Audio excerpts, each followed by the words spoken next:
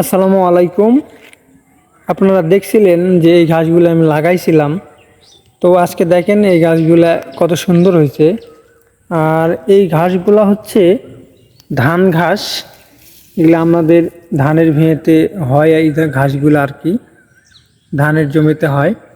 দেখেন এই ঘাসগুলা কত নরম। আমি যদি আপনাদেরকে দেখাই, এই যে দেখছেন কত নরম এই ঘাসগুলা।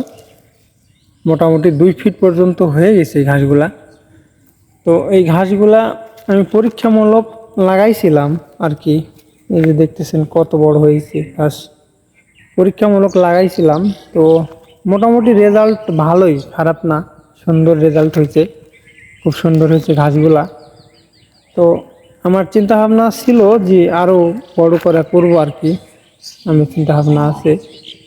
তো এগুলো হচ্ছে আমার দেশীয় ঘাস, দেশীয় ধান ঘাস। অনেকেই হয়তো বা চিনা থাকবেন এই ঘাসগুলা। এই যে দেখতেছেন, তো আমি এইটুকু জায়গা লাগাইছি আর কি, ঠিক এইটুকু জায়গা লাগাইছি। আরও এইদিকে মানে লাগাইলে হইতো, মানে কি হবে না হবে সেটা বুঝতে পারতেছিলাম না, এই কারণে কিন্তু লাগাইনি আর কি। তো মোটামুটি রেজাল্ট ভালো। তো আমার চিন্তা ভাবনা এখন এই ঘাসগুলা আর কি আরও বেশি ভাগ লাগায় দিব। তো আপনারা সবাই ভালো থাকুন, সুস্থ থাকুন। আসসালামু আলাইকুম রহমতুল্লাহি বারকাতুহু।